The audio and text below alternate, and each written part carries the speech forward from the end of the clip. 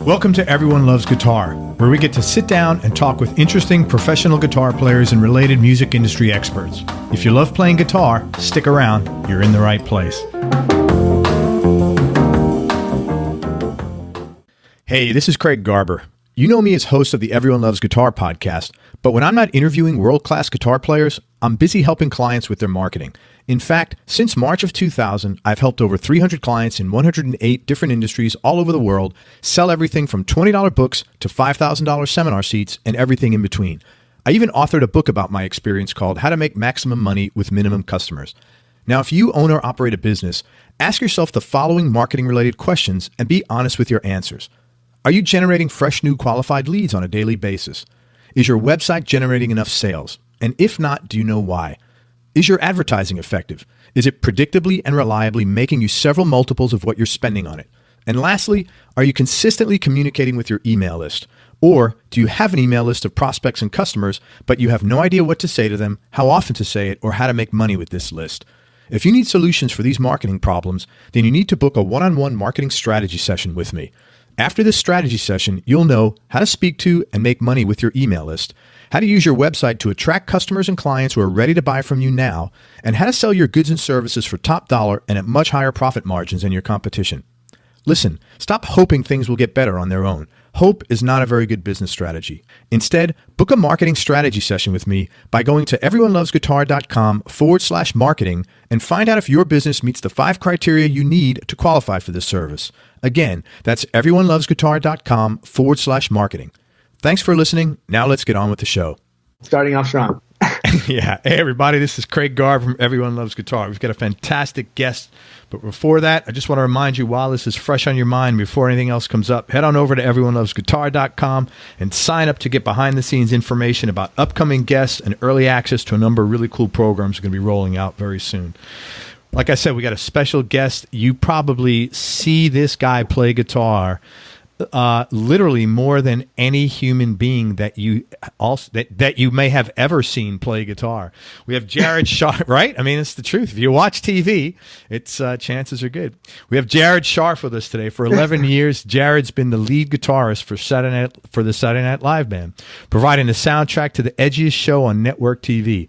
He's a house guitar player for the New York Rangers. He played on records for artists like Bruno Mars, Sarah Bareilles, and he's the house guitarist for Sting and Trudy Styler's Rainforest Benefit Concert Band, backing up legends like Elton John, Bruce Springsteen, Sting, James Taylor, Paul Simon, Lady Gaga, and many others. He's also played in various shows backing up superstars like Beyonce, Justin Timberlake, Maroon 5, and the list goes on. He also has a really cool and really funny YouTube series called Unnecessary Shredding, which is exactly what it sounds like. And he's also the man behind Pearl Lion, which is a cool instrumental project that brings guitar into the 21st century with modern pop, and we'll talk a little bit about that today. And we just discovered before the show that he needs more guitars just about right now.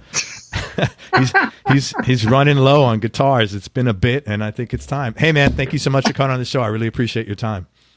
Yeah, man, my pleasure. Happy to be here. So let me ask you the first question that everybody's going to want to know. Let's get this out on the table. All right. How'd you get the gig on SNL, and what were you doing at that time, musically or career-wise? Okay, there's a long answer to that. I guess technically I wasn't doing jack shit. No. Which is awesome. I was playing in a band. I had my I was kind of like trying to make. I went from jack shit to the band, to lead guitar player on SNL. That's a good story behind that. I mean, essentially, like I had my own band, Jared Scharff and the Royals. It's kind of like Tom Petty meets Foo Fighters, kind of jangly, melodic rock music. And I was doing that for a bunch of years. I had previously was in another band before that was signed to RCA Records that didn't go anywhere. I ended up leaving that band to pursue like my solo stuff. I was doing that. There was some traction going on with the project, but it wasn't anything on a major level. And I kind of was hearing about friends like that were auditioning for the show.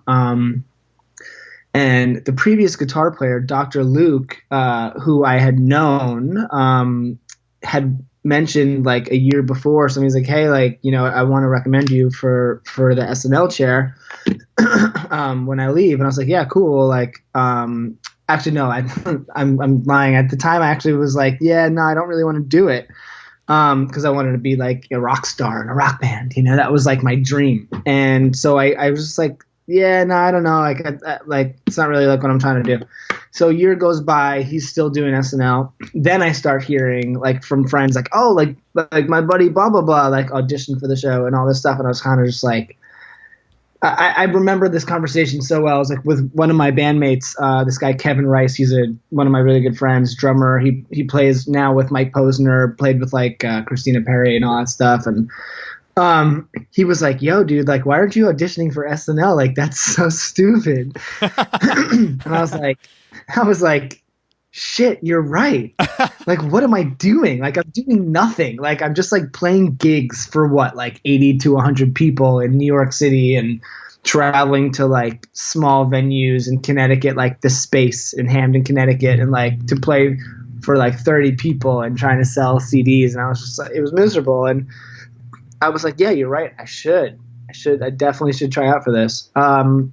So I hit up Dr. Luke and I got recommended, and my sister at the time also worked on the show. That's how I knew Dr. Luke. So she had also mentioned to Lenny, like, you know, hey, like you should check out my brother, blah blah blah. Lenny being Lenny Pickett, the band leader of the SNL band, like Lenny Pickett and the SNL band, like right. That's Lenny slash Tower of Power horn player for like a gazillion years, like famous, one of the most famous saxophone players in history of non-jazz music. Excuse me. And so I get an email from Lenny, and he's like, "Do you have any videos you can send me?" So I was like, "Yeah," or I don't remember the specifics. Somehow I needed to send videos, so I sent some videos over from YouTube. And then I got a call from Lenny or an email. I don't remember. It's a long time ago.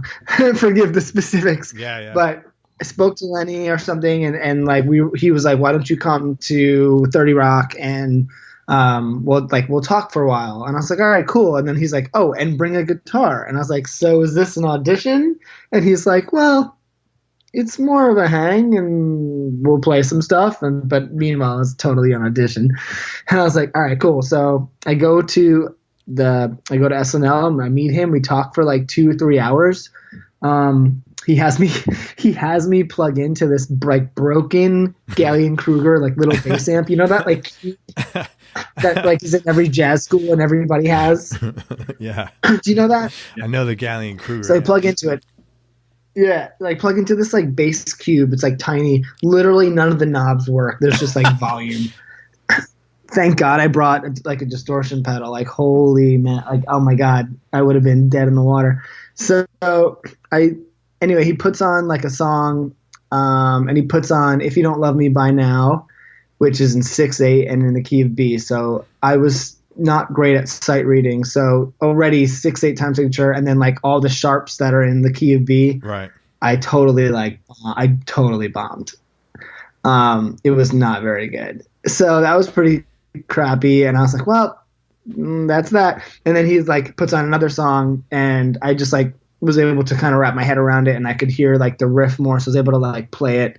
And then the solo came, and I just like really went for it. I was like, I have to like really impress him with this. Yeah. So I just, that was it. And I played 2 more songs, and that was the end of that. And then I got a call back, and he was like, "Can you come in and play with the entire rhythm section, a longer audition like for playing?" And I was like, "Yeah, sure." He's like, "It's just down to a couple of you guys." And I was like, "Great. All right, cool." So I were you this calm and collected when you got that phone call back? Because like, weren't you freaking out? Like, holy fuck, I can't believe this. What's going on? Like, like you seemed like so. Well, yeah, they called me and I blah blah. You seem like really cool and calm. I would imagine you'd have been like almost surreal. No. No, I mean, I think at the time I was obviously like pretty nervous and like excited, but like hoping. I guess I always felt that I could do the job. Like I went to many shows throughout the years, like when my sister was working on the show, and I always remember being like, oh, I could totally kill this gig. Like I just felt like, Right. oh, like this should be my job. I don't know. I just had this thing. So like I kind of had it in my brain, like I'm the guy for this job. I didn't know who else was there, but I was like, I know that I can do this gig, and like it's my job to, it's like it's my gig to lose, basically. That was my attitude. I get you totally. You know, so I was, but I was definitely, I was nervous as hell, you know, but luckily since that first audition, I was sight reading. I was practicing sight reading every day just in case I got a call back. So this was like 3 weeks later, maybe a month, maybe about 3 weeks later. And I'd been like practicing an hour and a half, like sight reading a day. So I really jumped up to like another level, which was great. So I come in, well, actually, I did a little bit of extra groundwork before the audition. I knew that Sean Pelton was playing a gig at New Blue in New York, like the day before the audition. So I just went, and my friend introduced me to him. And I was like, I'm coming in to audition tomorrow. I just felt like I wanted to do all that I can to get my face, just people to be comfortable with me before I went in and did this. So spoke to him. That was cool. And then when I was at the Sunday morning, early Sunday morning call time audition, I like the three guitar players were like sitting on the couch in like the lobby or whatever, and like they were all like practicing or whatever. Introduced myself, and so while like I just eventually like walked all the way over to the door, and like when everyone was doing their audition, I just like would sit there and listen to all the songs just to like try to study the song as much as possible before I had to read it. You know what I mean? Like I just like everyone was just kind of chilling and like talking and like hanging out in the lobby. I was just like like how can I, how can I get ahead? To get a leg up, before I get in. Absolutely. Excuse me, sorry, I'm just like at the end of being sick. So I kind of just did that, and then I know James, the bass player, James Genius, had come out at some point, and I hadn't seen him in a long time, but I was like just walked right up to him. I was like, hey man, I don't know if you remember me. I met you at like one of the parties. Like my sister's worked on the show. I know Luke. He's like, oh, what's up? So like I just tried to again like be very friendly and do whatever I can to just separate myself from all these people that maybe they don't know. And then I went in, and it was 6 or 7 songs, because maybe it was 6, and we just like ran down each song, and that was pretty much it. And then I got a call a couple weeks later that I got the job, and I mean, obviously I was kind of like in disbelief that I got it. I was like, really? I think my response was like, Lenny calls me and he's like, hey Jared, I just want you to know you got the gig. And I was like, really? That was my initial response. I was like, really? That's great. Awesome, man. Total great response. Really confident, right? And so the rest was history. He sent me a big package of like 5-6 CDs and like tons of sheet music. I mean, like hundreds of pieces of paper. And then I learned that at the end of August while I was in LA at the time, and I learned everything. I spent days and days and days just like shedding everything, and then I came back. I met him before we started rehearsals, like at 30 Rock, like another day, and just kind of went over everything. And obviously I did my homework, so that was good. I'm sure he was very happy about that. And then the rest was history. I remember walking into my first rehearsal and like meeting like all the trumpet players and all the people. And I think like we played one of the first songs was like maybe a Hendrix thing or something. And I just totally went for it, like with a solo. And I remember Earl, the trumpet player, like comes up to me and like does the like fanning me off, like cool down thing, like, damn. So I felt once that happened, that kind of broke the ice, and I felt pretty good. So, and then the rest is history. I've been there 11 years. Man, what a great story. I have a few questions. Number one, you said,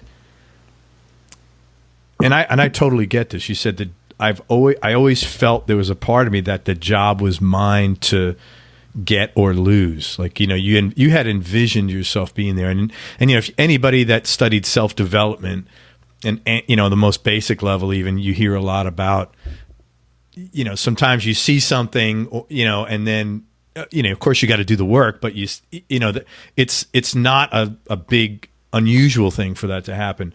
My question is, has that happened to you in other situations in life? Honestly, it hasn't. I've not studied. I've read, I've talked about it. I've looked into a lot of that type of thing that you're talking about. And that is a common thing that you typically tend to hear about, people like kind of envisioning themselves in a certain place and taking on that, that feeling and what that might be. At the time, that wasn't something, I wasn't really like privy to that kind of information. Like, I wasn't really like very spiritual back at that time. I didn't know about things like that.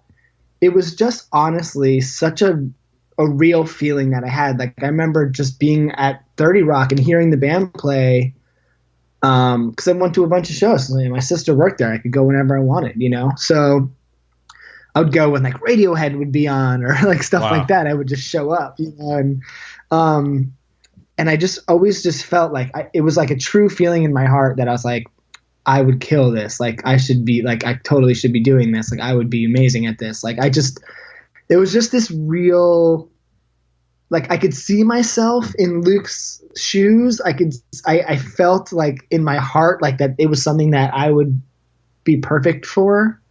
Right. I don't know. It just felt, and I think after all of the years of feeling that way, like, I mean, some would say that's like manifestation or whatever you want to call it, but I guess it worked. Yeah. But I have not done that with anything else. The answer is no. Yeah, I was just curious. At what point in time, and it might have been after that first rehearsal, did you get into the routine where you sort of like didn't have to wake up in the morning and say, "Oh, I'm going to my job at SNL today"? like it was just a normal routine like everything else. How long did that take? I think it probably took a couple of years, honestly. I mean, I kind of went through a really interesting arc with the show. I mean, the first year was really exciting and it was new. And the second year was kind of like still new, but I was obviously used to the job by that point. But it took me like a good 2 to 3, 4 years to really kind of understand the show and like how it just like the routine of it. 'Cause it's as I like to call it, consistently inconsistent. Yeah. It's something, it's different every week. Like, it's never the same, but it's consistently always different. Yeah. And there's certain things that are consistent. You know what I mean? It's I do. Kind of this weird. Well, there's probably hundreds of moving parts, and it takes a long time to know which ones are moving at which points in time and when and how and it's always different. So it's kind of like it's like making a new show every week, but there are certain things that remain relatively within the framework, So it's kind of it's an interesting thing, and it really took me a long time to kind of just not just to kind of be really relaxed there. Yeah. I think like the last couple of years, especially, it's been really, I felt like the most just like, okay, cool. All right. Like, I'm going to go do this. And like, it feels like a day in my week instead of like, oh, this like crazy thing. It's like, now it just feels like part of my week, So it feels a little more like part of my like daily life. You're also, not that you're old now, but you're relatively young then. And there's a lot of overwhelm in a situation like that, kids that age, it's kind of like you may not have the coping skills to put that all into place like immediately, I mean, I know I certainly didn't. I can tell you that much. Yeah. I mean, I think for most people that would be true. The fact that I was at the show a lot growing up, like in my 20s, like I think I was probably more comfortable with it than most people. Yeah. I was already comfortable with the environment. Get it. I don't think I ever used no, I had used in-ears before that, so I was already used to in-ears. The big adjustments were like no amp on stage, like playing with in-ears, like with no actual like sound on stage for my guitar. That was a thing that was kind of challenging. Obviously, the sight reading was very, very challenging, and still is, to this day. And then the big thing in the beginning was kind of getting used to some of the styles that I never really played too much of, and more of the like Motown, old R&B and soul music. And just playing a lot of funk. Like I hadn't really played much funk since like my freshman year of college, so like I hadn't really developed I developed the like basic skill of it, but I hadn't really played much funk like ever, like on a gig. Like I never really did that. So I had to kind of get better at playing some of these styles, and I wanted to play them at least minimally authentically, like enough of how do I say this? Authentically enough so that it sounded like the right parts and the right energy while going from a Charlie Christian jazz song to like a early soul kind of Al Green thing to a Nile Rodgers funk thing to a shuffle, to like a upbeat shuffle, blues shuffle, to to whatever. So I think it took me a minute to kind of like work on that. And I feel like now I'm really comfortable playing a lot of those styles, and it feels really natural, but it took a minute for sure. Well, the range of stuff that you've played, the range of stuff you play in a month, let alone in 11 years. I mean, you must be a much sharper guitar player today because of this training than you were, no matter how good you were 11 years ago. Well, the thing was, when I was younger, I wasn't playing different styles of music. I was playing the one style of music that I was into, or like that I was trying to do, like some version of rock and roll, like simple chords, soloing, and like that was kind of, what I was doing, like nothing really that far outside of that. And then here's SNL, and I went from like one style to like 6 or 7 instantly. Or maybe more actually. Yeah. But I mean, but the beauty of my upbringing in guitar playing, I went to college for it and all this stuff. I mean, like I studied everything, and when I was younger, I'm sorry. It's all right, man. It's just getting over. It is sick. A cold and flu season. Yeah, exactly. When I was growing up, I went from like metal was my first thing that I was into, like learning Kirk Hammett solos and like Metallica, and then that kind of gave way to grunge and Pearl Jam and like Smashing Pumpkins and all that stuff. And then that kind of like also morphed into the like classic rock stuff. Like my dad was trying to get me to listen to Allman Brothers and Cream and Clapton and SRV, and then I was getting into Hendrix and Zeppelin, and like I got into all that stuff. So like that's a wide variety. And then I was really obviously into like Almonds and Clapton and SRV and Hendrix. So then that kind of led me down that path of blues, like what is the real blues stuff? Like who are those guys? Oh, okay, they listen to Freddie King, Albert King, B.B. King. Okay, cool. Albert Collins, like I'll check that out. And then I would like study some of that, and then like I was preparing for jazz to try to audition for college, so I had to learn jazz. So I would study more theory-based stuff and start learning some like jazz songs and how to play that. So I'd start listening to like Wes Montgomery and like some of that stuff, and I started learning some of that, and there was some funk stuff kind of thrown in. And then when I was in college, my freshman year was at the Hart School of Music in Hartford, and like when you're a jazz dude like who came from rock, like that kind of turned into this like funk fusion jazz thing, like that's typically what you'd play a lot, like because it was the era of like these jazz fusion funk bands were big, and that was like kind of the jam band scene and like all this stuff. So you would kind of take the jazz stuff, but you didn't want to really play that like on your time out of school, like your time off, because you didn't really like jazz, but you were studying jazz in school. Yeah. So you would play like groovy modal jazz music or something, you know, like Herbie Hancock was like the thing, like the funkier stuff. Right. So would do that, and so I kind of was like getting into funk that way, and like the meters and stuff like that. And then that kind of like I ended up going to NYU, and I transferred and stayed in jazz, but then I ended up leaving to go to music education because I didn't want to study jazz.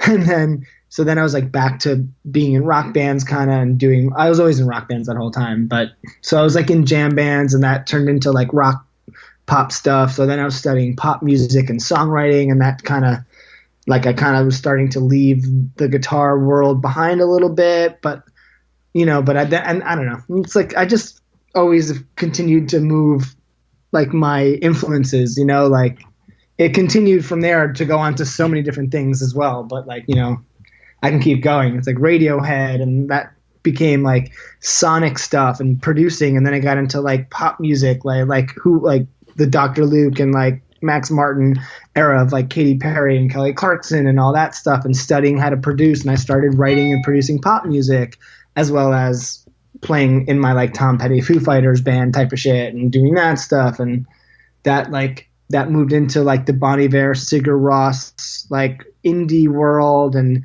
then producer world, like all these beat makers. I was getting into Kanye and like Flying Lotus and all these like weird things. And so it's like just constantly evolving always. Yeah. So let me ask you this. Most good players, or just most type A people in everything, they're always trying to stretch in different areas. What would you say, like over the last 5 years, if you want to call it that, what's been the biggest change in your guitar playing, let's say growth-wise or, you know, expansion-wise? I think the biggest change is like I don't play guitar. I kind of stopped playing guitar a long time ago. Like, and what I mean by that is like, I was never a big practicer, but I don't really like strive to get better at the instrument. I strive to get better at creating with the instrument, using sounds, using tools, getting better at production, getting it better at writing, like having producers and like weird music and the tracks that they make like inspire, like the sonics of that stuff inspire me to then when I'm writing or making music on guitar, like it comes out in a different way, you know, like, how do I explain? Like I like to do a lot of stuff where like my guitar sounds like synths. Like I'm bored of guitar. I'm bored of playing the same pentatonic scale. I've been doing it for a gazillion years. I've heard it ad nauseum. Like I've played it a million times. I've studied it a million times. The guitar instrument itself does not excite me. It is my favorite thing to create on, but I kind of am using everything else that I like as a way to like, I don't know, that I use that to inspire me more than I do like guitar stuff. No, that makes total sense because it's a great segue into the next question, which is let's talk about Pearl Lion, because that's everything that you just said. Is Pearl Lion, is that a group of musicians or is that all you? So it is my thing. It's my artist project. I produce it. I write it. I create it. I slave over it. Sometimes it's other people. If I want to bring in somebody, like I have Lenny Pickett playing a sax solo on a song. I have my brother-in-law, Joe Carnes, who's the bass player for Fits in the Tantrums. He's played bass on a couple of things where I'll have some friends do some synth stuff or like some piano stuff here and there. But it's all me. And if I'll delegate if I need to. But some tracks are like fully me. Some are not. It just depends.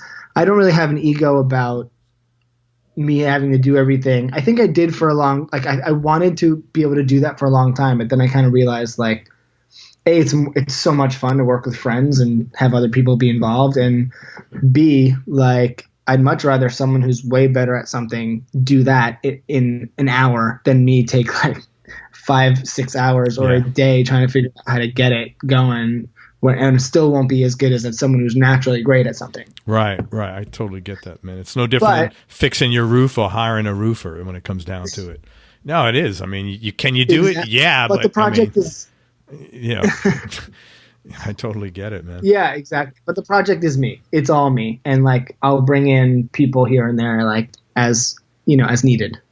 So why don't you just describe your vision of Pearl Lion and what Pearl Lion is, and then we can talk about some of the specifics of some of the stuff you've released.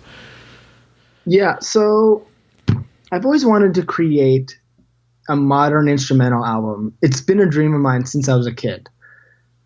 I think like growing up and, Satriani and Steve Vai and all those dudes, like those were, Eric Johnson, like these were the guys. Sorry, let me turn that off. These were the guys that were the instrumental icons of the time. And as great as they were, I just couldn't get emotionally invested in what they were doing.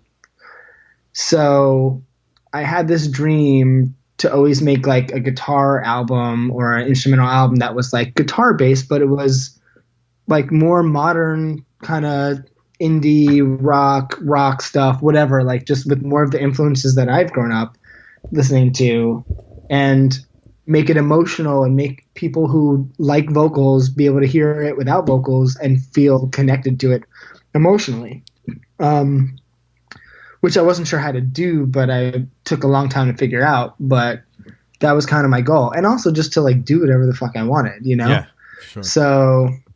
So that I was doing a lot of pop stuff for many, many years. And while doing SNL, kind of doing less of the band stuff. And I took a break from Pop World and I was like, I want to get back to my artist thing. So I just started writing ideas and started creating, and it just slowly and organically I did it for fun, and eventually had a couple of tracks done. Eventually within a year had one song come back via a mix, and I remember hearing it for the first time and being like, oh, like, yeah, this is a thing. Like, this is the thing. So, so I just did it. And I ended up making 2 EPs at the same time. So I kept writing, kept producing, and made like a kind of a joint double EP that one is kind of one way and the other is like the opposite, light and dark. So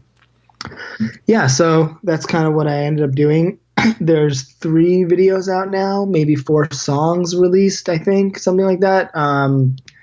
So yeah, like got the videos up on YouTube, got the songs up on Spotify, all that stuff. And it's just kind of just starting to get out there and put my vision out, Let's talk about the EPs. As you said, there's one called Dark, one called Light, and obviously you don't need to be a therapist to figure out the stuff on Dark is more minor chord passages in a darker mood, and the stuff on the Light disc is more optimistic. That was interesting that you did that. Like, what prompted that? That was, kind of cool. What was the backstory behind putting that together like that? I was writing a bunch of stuff, and I realized, like, I had maybe 4 or 5 songs done, and I was like, oh, this is going to be an EP. But then I kind of like would start to write more stuff that was maybe not fitting into like what that was.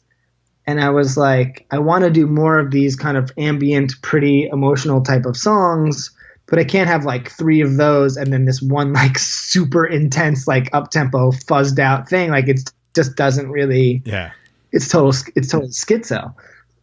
So I just kind of thought, like, in an artistic way, like it kind of might be interesting just to do like 4 or 5 songs that would all be like light, and then 5 songs that would all be dark, and I could just kind of explore like, the different vibes of it, like, so the light to me is, like it's ambient, it's melodic. It's like a lot more major chord thing. Usually like more mid tempos or slow or vibey. It's like probably the thing that you want to like put on your headphones and like write, like just listen at night, like chill or like walk somewhere, take a walk, whatever.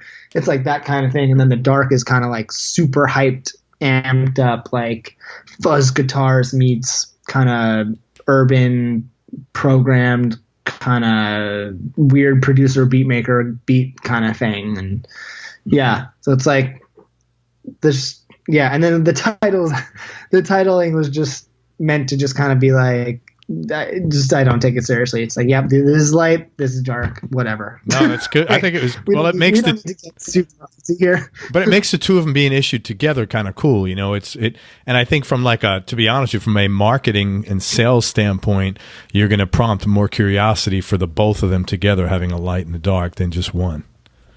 For sure. Yeah. Yeah. I think it would be pretty cool. You know, I don't know. It's like, I listen to albums sometimes, and sometimes you're like in a vibe, and then if there's like a song or two that really strays out of that vibe, you're kind of just like skip, or like, you know, if you just want to listen to like sad music or something, like you would just want to hear that, you know, you don't want to like hear some up tempo track all of a sudden. You're like, it just takes you out of it. So I wanted these basically to be things where you could put on, listen to in a row or over and over again, and kind of trance out or just vibe out, and it all kind of fit. For sure. But I didn't want to limit myself to one style. Let's talk about some of the songs on the EPs. First, let's talk about Dark. Alpha 4 is a song. It's like a high energy dance track, and your guitar is like basically sounds like a synthesizer, which is really cool. And how did you get that sound? Like, what effects were you running? And I mean, it was literally it was really cool. Thank you. I actually wrote that. I had a drum machine thing going on a MPC, like that. I kind of made this track with that like that 808 bass thing. And I kind of made this beat, and I just ended up just looping it, and I just started playing. And I'm a big fan of the Earthquaker Devices Bit Commander, because it makes it kind of sound like almost like Super Mario Brothers in a way, you know, like that square wavy kind of, but it's edgier. And I really liked this sound, and like there's something that it gets with the sub in and the down, but I didn't want to have it all just be the sub octave on, because then it's just like too bassy. And then that basically kills all your bass in your track. So what I did was I had that pedal on with the same kind of sonic thing that I needed it to do, but I had a whammy pedal up an octave on the whole time. So that's how I did that. Okay, so you had something going against the bass, so it wasn't so bass dominant in the whole thing. That's interesting. Yeah, so it doesn't sound like super high octave, because I have the whammy an octave up, but I have like the sub bass turned in on the octave pad, on the Earthquaker Devices. Very cool. So that's how I got that sound. What guitar were you playing for that? Fun little trick. What was that? Was probably my Fano, my JM6. Yeah, and then I did that, and like the idea was I wanted to make it kind of like Muse, the band Muse meets Prince When Doves Cry, where like the track is kind of bare and basic, like it doesn't do a lot, but it's like high groove and kind of almost like one key, kind of almost in a weird way. So I just wrote all these chord changes over like the pedal tone bass note. Because, I mean, like, literally the bass note doesn't change the entire song. I'm going to have to go back and check that out. That's cool. Yeah, the bass note doesn't change the entire song. The drum groove is the same the entire song. There are things that change, and there are fills, and there are dropouts, and there are little additions, but it's essentially the same groove. So that it's kind of that thing where, like, it's static, but the guitars kind of just continually move into this whole world of things and expand and come back, and it's like this whole vibe of stuff. Oh, cool, man. And there's some subtle use of effects on there too, like the B section that does that kind of weird chord change. Every time I would stop, there's a time where like I stop on the note, it goes bam bam bam bam bam bam bam bam bam bam bam bam bam, and then it starts again. every time I'd stop on that note, I would hit on the Earthquaker Devices disaster transport just for like this weird reverb tail. Then I would turn it off every time I would play the notes. So I was like manually doing all this stuff. You might not hear it, but it's there. Like it's just I don't know, it does something cool. No, but now that I know about it, you can go back and listen to it and you'll definitely hear it, you know. That's pretty cool. Yeah, so there's like manual labor going on in there, making all that stuff, stepping on all them pedals. Well, dude, the solo section, I was there's the Fuzz Factory, and like when you start hearing the like all that weird stuff, my friend who was recording it, the engineer, my buddy Tim Shanehalls, he was moving all the buttons as I was taking solos, and we just did playlists of all of that, and like I ended up just comping through like the right performances. So it's two people basically making this solo happen. So we did that. That was another thing. And then I ended up, for all the synths that it sounds like synths, it's all the H9. I like recorded all these notes to make like a synth chord patch, but like and I doubled them so it was almost like a stereo synth pad. Holy crap! You got a lot going on in there. In the song. There's a lot there's literally no synths in the song. It's just all guitar stuff. You have a song but you would never know. No, I knew only because I knew you had, you said this is, this, you had told me what it was, but no, I wouldn't know if I was just listening to it, I would have thought it was a synthesizer. Yeah, I mean, that's kind of the idea. And I tried to make the playing kind of really staccato and almost robotic in a way, so it sounded mostly quantized. I probably edited it a little bit to even make it a little more so. Well, it sounds like it's all about how it comes across, at the end of the day. I just want to There's a song on there called Robert Paulson. Who is Robert Paulson, and what's the backstory for that song? You don't know who that is? No. Okay, I'll give you one hint. See if you can recognize this. His name is Robert Paulson. His name is Robert Paulson. His name is Robert Paulson. Man. I don't know it. What is it? No? Have you seen Fight Club? Yeah, when it came out like 15 years ago or 20 years ago now, maybe. Well, I highly recommend you watch it. It's the most amazing movie. It's like one of my all-time favorite movies. And there's a whole scene when Meatloaf dies, and like everyone's freaking out that he dies, and they're like, "What's his name?" And like, it's Fight Club, so it's all like like he doesn't have a name. He's like, no, his name is Robert Paulson. So like all the people are brainwashed, so they think when someone dies, his name is Robert Paulson. His name is Robert Paulson. And like, very cool. This whole thing. Yeah. So I had the song. I didn't have a name, and I just felt like Fight Club, so I just named it Robert Paulson. Were you like up one night late watching Fight Club, or it just popped in your mind, or? That's really funny. No, I mean, Fight Club's like one of my favorite movies, so gotcha. I see it often and I love it, and it's like ingrained in my brain. Like the color of the film, like just like I don't know, just the way it looks, the whole vibe of that movie is just like ingrained in my brain, and it definitely inspires certain colors and flavors of music for me. Gotcha. On the Light EP, there's something called Big Sky there, and it's a really nice soft. Oh, by the way, Robert Paulson's not out yet, but there is going to be a video out at some point within the next few months, I think. On Robert Paulson, on that song. Yeah, that's cool, man. How are you? Yeah, so that are you doing the videos yourself, or how do you? What is that process like? That's pretty involved, I would imagine. It's less than you would think. I feel that if you can delegate well, and that's half the job, right? So if like I reached out to Dan Wheating. He does all of like the Bon Iver videos. I was really in love with the videos that he's made for Bon Iver, and I reached out to him on a pipe dream thinking he would never do it. I sent him some of my stuff, Big Sky in particular, and something else. And he was like, I love this. Like, I would love to do a video. So we ended up working together, and I just wanted him to do his whole thing. Like, I want you to make like nature move like just like a moving picture of nature. And I told him like my general like idea for like the sky and the nighttime and stuff. And he was like, well, I'm going on this road trip from Texas to LA. Like I can just shoot everything then. And I was like, okay, great. Do it, send it to me, and then we'll see what we got. And he sent it to me, and it was like incredible. So I had like 2 comments, and we fixed the little 2 things, and that was it. That's awesome.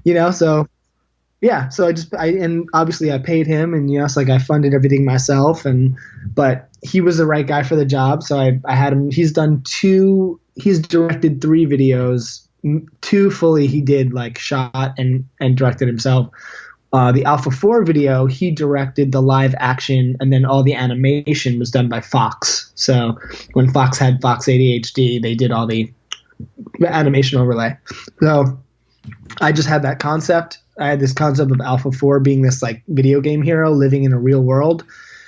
And me and my buddy Blaze kind of wrote the treatment, and then we just, had it executed.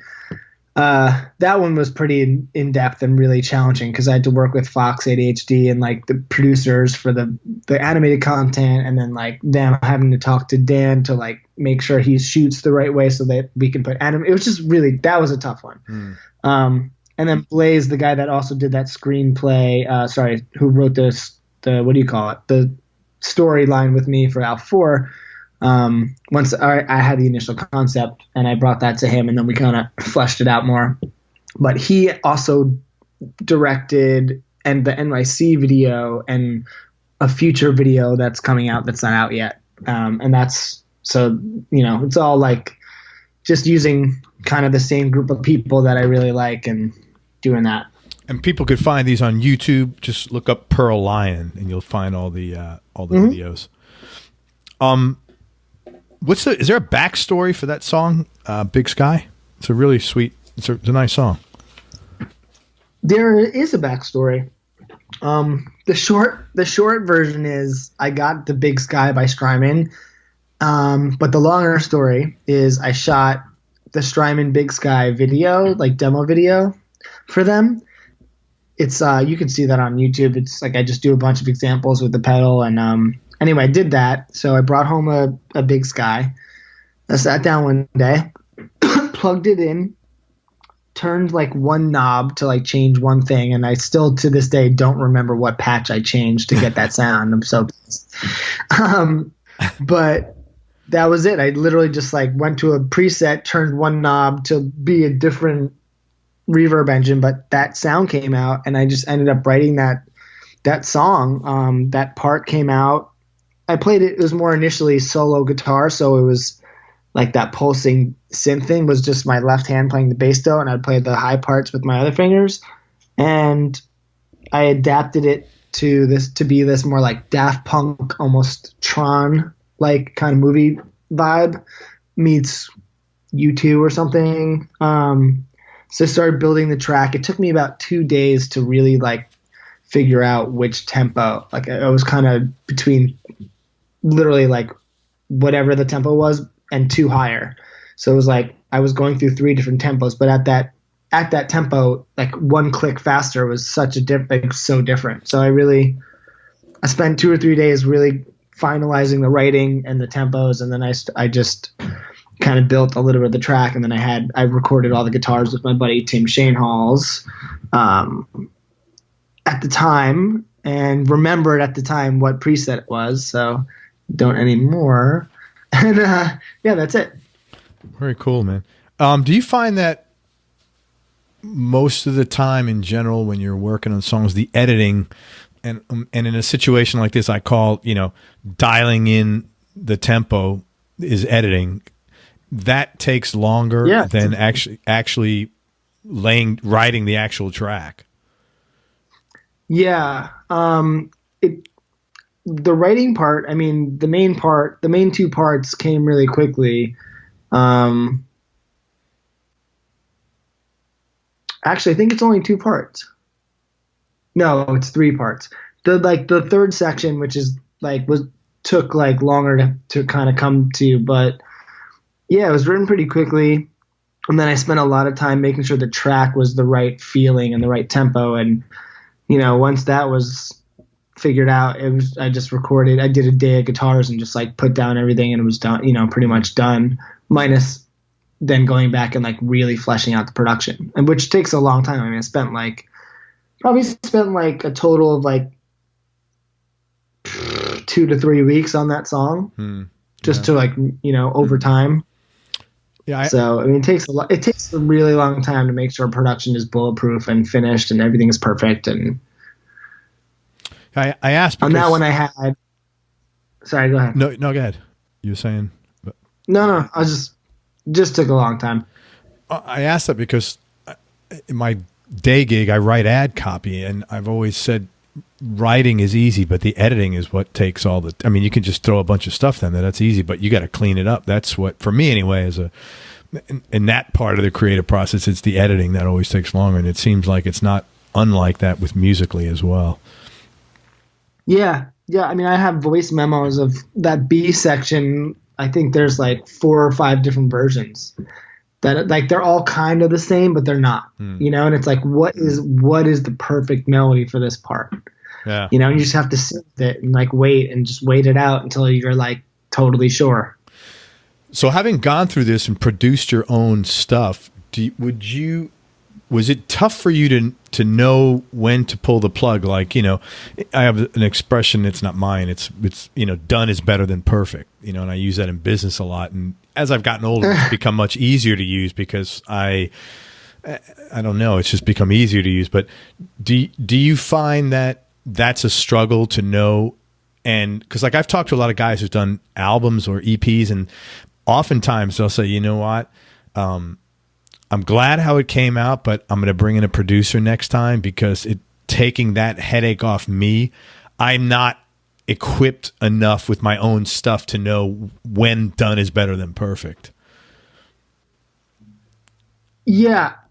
I mean, I'm a producer, so that's one of the best parts of doing this project is getting to produce all the music and the tracks. Like that's really, it's more about that than it is the guitar. It's really like a producer project. I'm a guitar player, And you didn't have a problem. For me, you didn't have a problem separating that it was your project. Like, you want to. Okay, that's really good.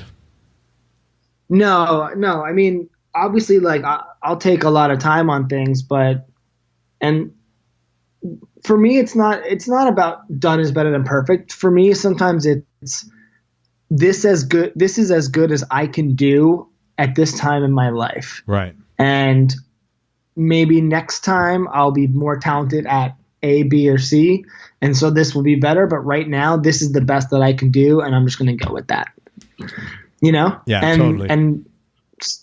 And still be like happy about it and be like, I still think it's cool. Like, sure, maybe it could be better. But I mean, if anything, maybe that happens. Yeah. And it's not like, I bring in people here and there. Like on Big Sky, one of my friends played Mellotron. He did some like string stuff that like, I was just like, hey, can you add some bells and whistles? I went to his house. He like just, threw down some ideas for like an hour. And then I just like sifted through all of it and did that. I had a buddy play piano and Rhodes, just like the melodies and stuff. Like I could have done that, but like, I knew he would just sound great and it would just be super easy to just bring it to his house, do it and be done. It's like, I think it's, you can make it really challenging for yourself, or you can just, being a producer doesn't necessarily mean you have to do everything yourself. To me, producer means you have to get it to the finish line. However that happens doesn't matter. So to me, I just want to get this stuff to the finish line. And like, having SNL, I have the luxury of time, so no one's breathing down my back to get something done in a week. Right. So I have time to like make things better or revise or change or bring in more people or redo or scrap and start again or write new or whatever. Like I can do whatever I want, Sure. Yeah, for sure. That's the beauty of this being a passion and a love versus a paycheck. Totally get it, man. Let's talk about, you've played with a lot of artists, and I was curious if you could share a cool or interesting or fun story about working with them, and also if you learned any lessons from your experience with them, either playing wise, performance wise, or even business wise. And I'll just pick three guys that are, people I certainly admire from that I grew up with, man. Elton John, Sting, and Paul Simon. Yeah, those are good ones. Yeah. I mean, just they talk about songwriters. Holy shit. I think with I didn't really learn anything from Elton John. I mean, my experience with him was brief. He played two different rainforest benefits for the Sting Rainforest thing. So that was just a lot of fun playing with him. I mean, the first time I played with him for that show, we did a Summer in the City, I think was a song cover for him. And I had to take a solo, and I went up front wireless, and it was just me and him solo. I was soloing and he's staring at me and I'm staring at him, and we're rocking out together in Carnegie Hall. That was a pretty wild moment. Yeah.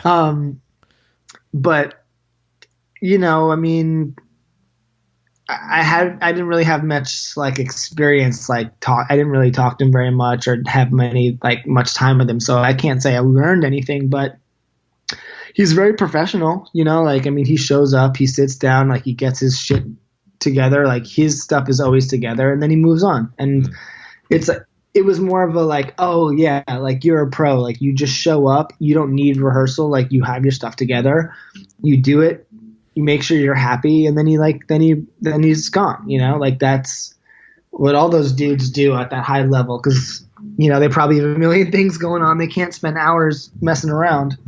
So maybe the professionality is always something that's nice to see with those types of people. Maybe that. I think with Sting, the thing I really admired about Sting is he's really he treats everybody really warmly. He's really kind to everybody that is involved with that organization, whether it's the person who is making photocopying music, or a new person in the band, or an old friend, whoever it is. I mean, he's just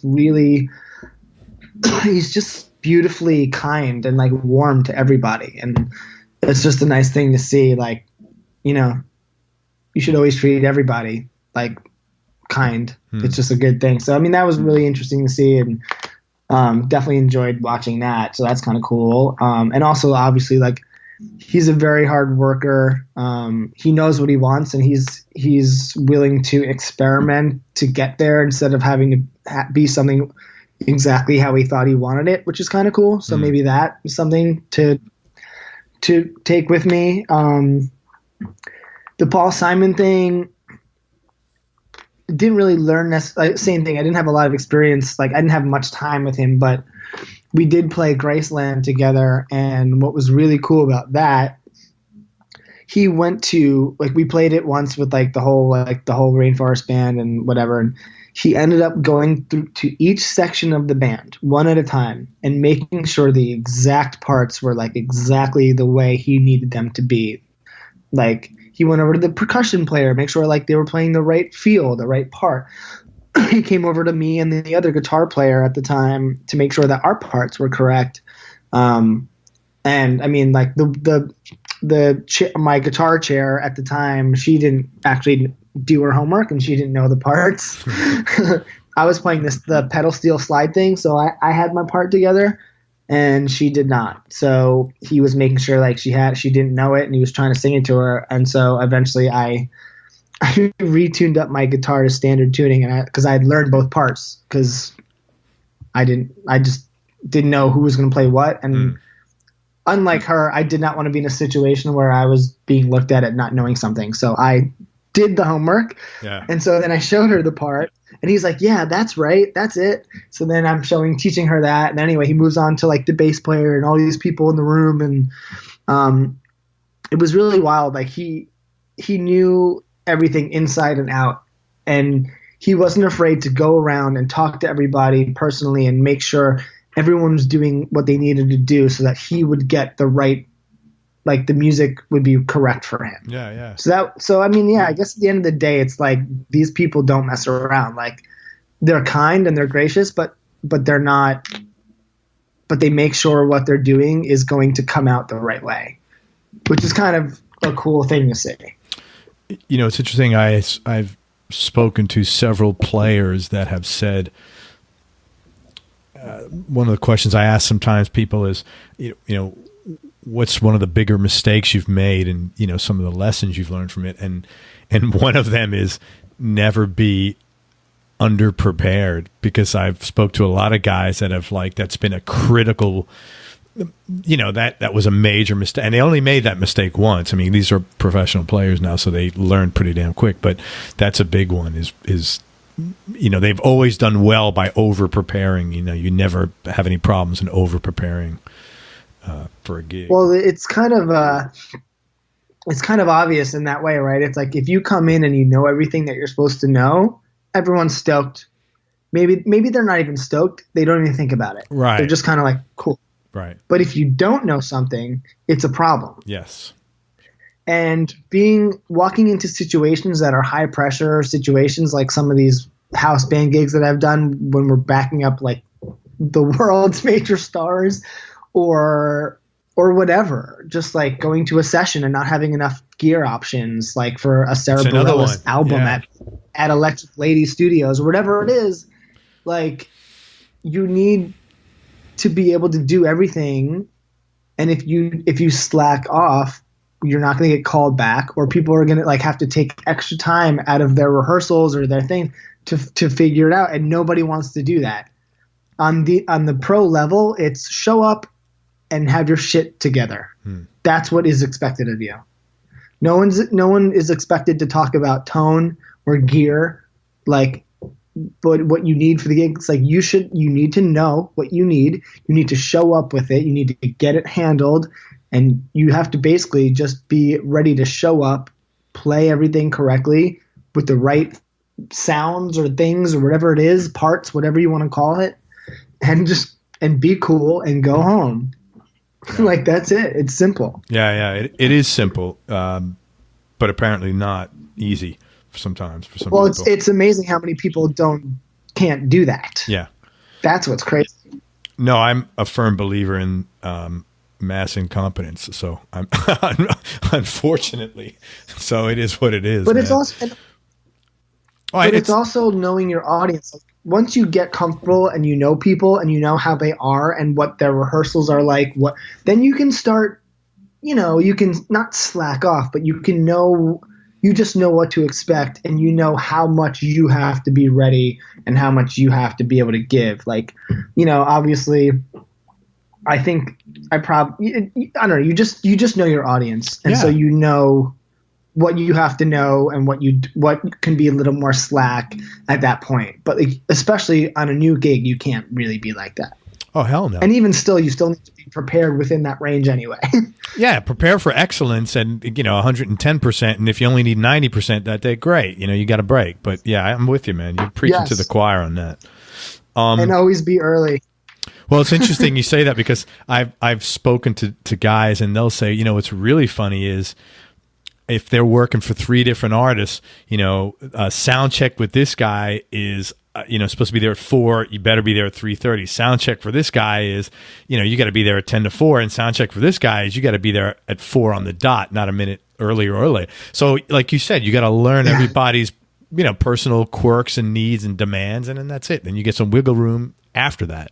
You know, so I'm totally good. Yeah, exactly. Like if you have a rehearsal with the band at 4 p.m., like be there at 3:30, have your gear ready, be ready to play by 4 o'clock. If notoriously your band leader or singer, if he's the band leader, it always shows up at 4:30 every time and he's always late, then like, you know, you could roll in at 3:45, 3:50, and it's not a big deal, you know, but just be ready to, in case it does come in, he does show up before, you still, you know, be able to do that quickly in 10 minutes.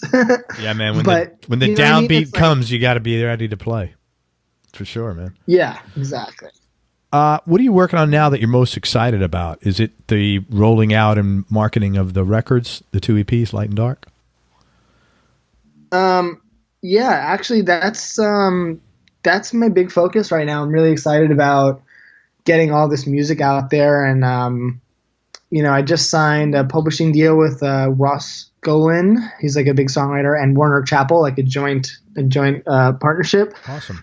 So yeah, thanks. So that's been pretty cool, and we're kind of like looking into management now and starting to collaborate with more people and do more producing and writing things outside of that, and then also pushing the Pearl Lion project as well. So I'm just excited to see kind of where all this goes, over the next year. And I'm just really excited for people, guitar people and non-guitar people, to hear this project and, give it a shot. Like that's definitely the name of the game, Sure, man.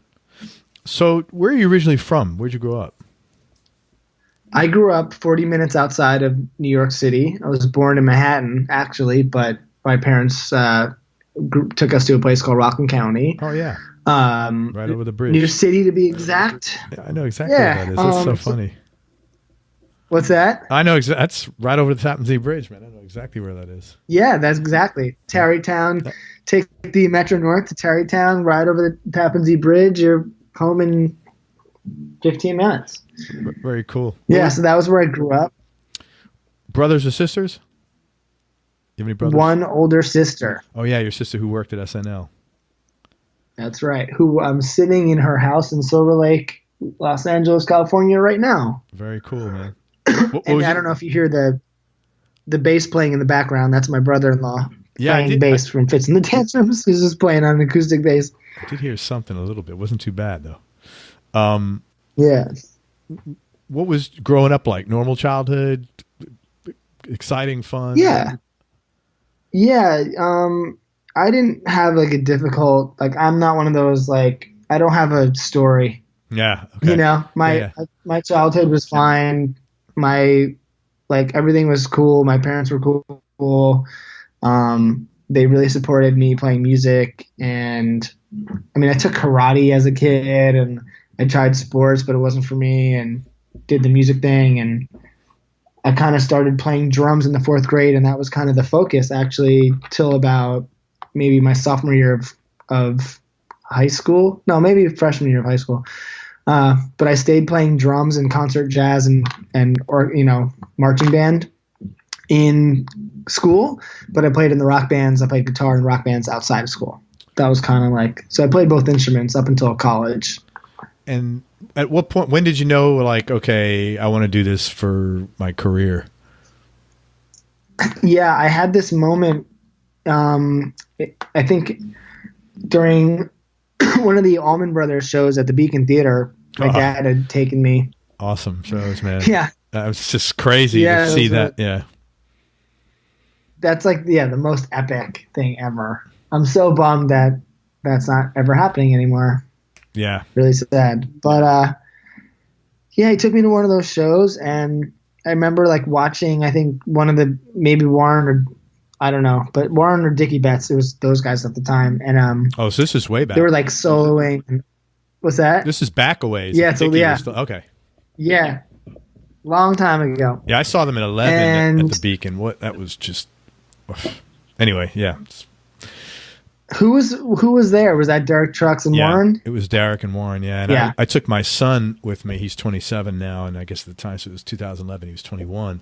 And, I told him this is, we've been to 50 to 100 concerts together. I said, this is like the pinnacle of what we're going to see musically. We're not going to see too much. But I've seen Warren and Mule there as well, which was pretty fucking spectacular. But the best performance I've ever seen was I saw Derek Trucks.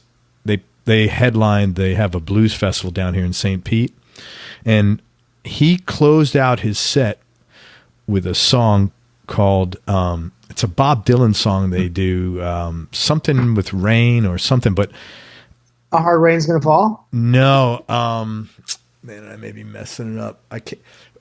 It's a Bob Dylan song. I don't know that, but he plays like a resonator guitar in it, and oh wow, he closed.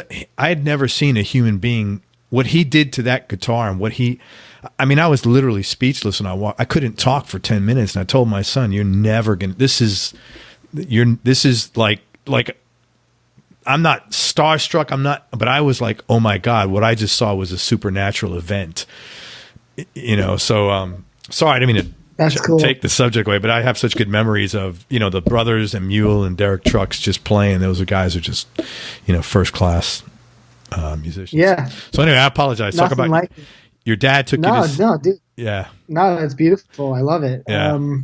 But yeah, I mean, similar stuff. I was watching them, and I just remember having this moment like, that's what I want to do for the rest of my life. And it wasn't necessarily like a band. It was the thing that really, I guess, excited me was like that they were creating. They were in a band, but it was creative, and they were like jamming, and they were exploring, and they were like being free. And like, that was something that just always, struck a chord with me. So that was it. I just had this kind of epiphany moment. I was like, that's it. That's all I want to do. Wow. And I've heard a couple of players I've spoken with had a very similar story with seeing a band, and it might have even been like that's as good a band. If you're a guitar player, man, and you're not totally stoked watching the Allman Brothers, whatever iteration you want, that's about, the pinnacle of freedom, as you called it. You just said freedom and creativity. Well, yeah, freedom within a confines of chord progressions. Yeah. Like I'd say like Fish is the epitome of like taking songs and just really exploring, and it's with sonics as well as solos and chord progressions as well as multi-band like explorations, like what would you say, diatonically, harmonically, whatever you want to call it. So, but all that stuff, they're amazing. I think there's a new breed of guitar players though that are kind of holding the torch with that stuff, like people like Blake Mills, and I think this guy Dylan Day is pretty phenomenal. He's another LA guy out here. So it's people are still doing it, It's funny, you were talking earlier. I'm just going to write those guys' names down because I want to check them out. You said Blake Mills and Dylan Day? Yeah, Blake Mills is a phenomenon. Like, he's a phenomenon. He is like probably this generation's like the greatest guitar player that exists. It's funny, I thought of the brothers earlier because you were talking about when you went back to school, you're like, well, I didn't really like jazz, so I started like doing the rock thing, and I put a little jazz in. And I thought of the brothers because, that was so, it's so common to hear Dickie Betts or Warren or Derek to pull in jazz scales, or Derek more even with the Indian kind of stuff, Well, that's where it came from. Like, they were the first rock dudes that I knew who were doing modal shit. Like, when you heard Whipping Post, they were playing Dorian, the Dorian like mode, and some of the flat five stuff, and like harmonic minor sometimes here and there. Like, they were mixing all of that stuff, as well as the blues, blues scale. Even though blues scale is flat five, but I don't mean like they were playing the flat five as a jazzy way, as well as also playing a flat five in like the blues scale way too. So it's like a different intention. But they were doing, and like Dreams is like Mixolydian, and like Blue Sky, they were doing Mixolydian and not just major scale. Some songs they'd have major scale. It was like all these different things, They were really, but it makes sense knowing from where they came from, like what was popular in the jazz that was blowing up when they were kids. It makes sense that they were using that vocabulary. Sure. What's amazing, if you think about it, is those guys were doing that at the Fillmore East in 1969. So, you think about the career that they had doing iterations of the same thing, and it was all great. It's, almost impossible to conceive that ever happening again. Yeah, I just don't think that the world allows bands to develop like that anymore on a major scale. I agree with you 100%. And I don't know why. I think maybe some of it's, what I keep hearing is, well, nobody has an attention span. I don't know. I think attention spans are shorter, but why would you be closed to hearing something good if it was 7 minutes long or 12 minutes long? Because no one can sit and like listen to something like that anymore. Maybe that's Maybe that's like all the pro line stuff is from the brain of a producer, knowing that like I need to make these songs like 3 to 4 minutes. Like they're not stretched out. Like people just don't. On the rare occasion, like people like maybe like enjoy a record and put it on. That's different, you know, or like stoners or people like who really can take the time and just like enjoy something. But like most people are like listening to music on their computer, on their phone. They're like texting, tweeting, and all this shit, and it's like they cannot focus. Yeah. So, and that's unfortunately that's the world that we live in, and that's like I'm making music that doesn't even have vocals. Like I'm already up shit's creek. You know, like I don't know that people have the attention span to listen to something without a vocal, let alone. You know, so I mean, it's all really challenging. I had a I'm doing the best that I can. Well, it is what it is. I mean, I had a conversation with. Do you know a Nashville session guy named Jerry McPherson? I feel like that sounds familiar. I don't know. Well, he's been like an A-list first call guy for probably close to 30 years. Really nice guy, great player, very smart man. And I had a conversation with him, and he was saying, you know, years ago. Like when I buy a record, you know, and I haven't changed probably because I'm a dinosaur, but you know, I buy a record. I'm listening to the whole album. I'm going to give you a shot. I want to hear the whole album to get to know you as an artist, right? I'm not, and I want to see what you're about. And I'm not going to learn that in a song. I'm not going to learn that in a side. I need the whole record, okay? And I've always been that way, and I still like that. But Jerry said, it's at the point now, which is to your point, what you're saying. They at least in 10 years ago, you'd at least get to the chorus. Someone would give you a shot. He goes, now, man, it's like, you know, if you're not getting it out there right away, the song's sunk. You know, and he's a session guy playing on, you know, masters all day long. So this is reality of what's going on. Yeah, it is crazy. It's. I know. That's why. You got to just have faith that the music people, the people that want to hear long form, that will actually take the time and care about music, will find you. Yeah. You know? It's otherwise, 10 seconds is not enough time to convince somebody. Yeah, and it's like, who the hell? Like, I just don't get. I know I've never looked at music like that, but like I said, I think I'm probably a little outdated in my thoughts. I just want to ask you a couple of questions about gear because we spent time talking about gear. But what's your go-to guitar right now? And what other two guitars might round out your top 3? Oh, that's a tough one.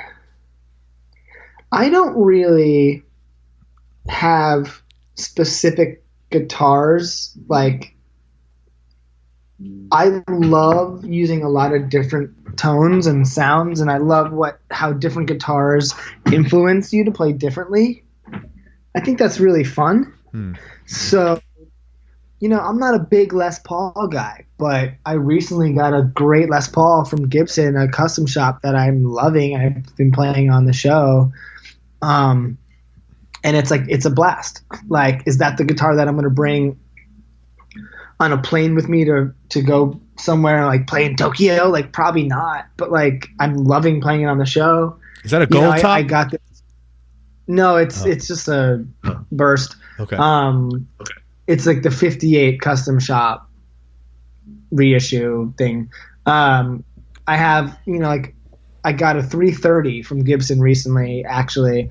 It's like a perfect example. Like I've never played a 330 and it has 21 frets, so like I like 22 fret guitars. I can't even get to like half the frets up top there because it's so chunky, but there's something about that guitar that I'm like in love with playing right now. It's like I want to play it all the time. Like it just makes me do different things, you know. Like I'm not a big telly guy, but I have one telly and I love that guitar and I think it sounds amazing. When I play the guitar, like I play differently, you know. Like I got a bunch of Supros that I'm like in love with. Like I love the Supro stuff. I got some Fanos that I love. You know, like I have all these different guitars. Like they're all, you know, Like I don't need to get married to a guitar, right? So I'm just enjoy playing along. I like that. That's good, man. I say why choose one. Yeah, I hear you, man. Are there any cool or interesting stories behind how you acquired any of your guitars? Oh, and by the way, at the end of the day, like my black Strat maple neck from high school, like that's my end all be all guitar though. That's like I want to be buried with that thing. There you go. But that's like, you know, who knows how much that is like growing up, that being my main guitar, like yeah, how much nostalgia. Yeah, exactly. But that's part of it, right? Absolutely. It doesn't matter if it feels good and you're doing it. It doesn't matter what the reason is, you know. And you might like it because it's the first guitar you had, it because you played it in front of your parents, or you played your, you know, whatever. Yeah, totally. And that's like I'm sure I could buy a 1964 Strat that probably sounds and plays way better than that thing, but I still love it. Yeah. If anybody has a 1964 Strat that they want to send me, please feel free. Feel free. Send it in, man. Oh, hey, yeah. If anybody has some vintage guitars they want me to have, hey, you know, P.O. Box. There's a guy in Kansas listening saying, man, I was just thinking, I wish Jared would invite me to send him my guitar.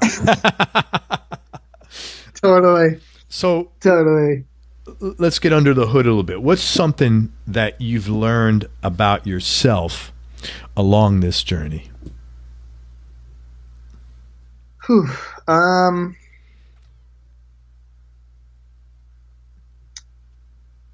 Man, that's such a general question. It's almost hard to think about an answer.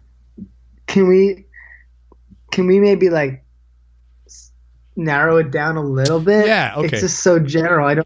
Okay, so maybe you could do a couple categories, maybe. Yeah. Okay. So, where do you feel, personality-wise or development-wise, you've been sharpened the most? And I mean sharpened in a good way, like where your biggest growth that has come for you out of this, specifically related to this journey of both business, professional, music, and learning about life. Where have you changed the most, if you want to call it that, or where have you grown the most, or what have you learned about yourself, like a quality that you had that has allowed you to do that, or that has been really developed well because of this? So I think you learn something like this type of question. I think you learn something like that with every major experience that you have.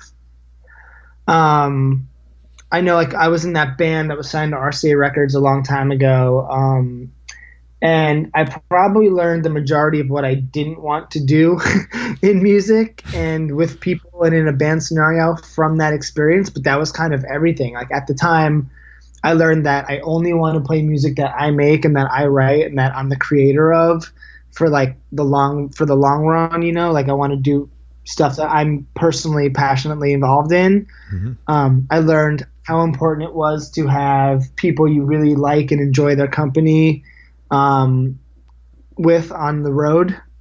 That's everything. So that's really important. I learned that. I learned a lot about business. You know, I learned a lot of things. You know, I learned about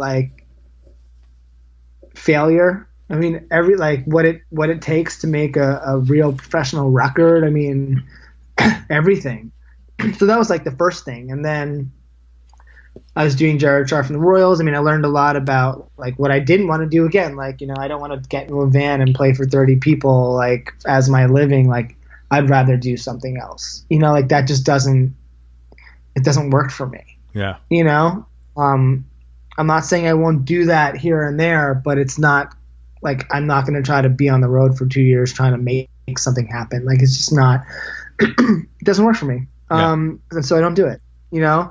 And I learned a lot, you know, I learned that I really enjoy singing and writing songs, but I don't want to be a front man in a band because I don't think that that's my ultimate magic. I think for me, my biggest strength and where the magic of what I do comes from is me with my guitar and So I realized that like I really wanted to focus on doing something that only I could do personally, like, you know, like my, just whatever channels through me musically can only come from me, right? You know, so like I wanted to do what I could that would shine the most in this world, and I felt that was creating guitar music by myself. So I learned that, you know, from SNL. I learned a lot about being in the background and having to be political and dealing with corporations and having to be someone who can rise to any occasion at any moment without a hesitation, and have to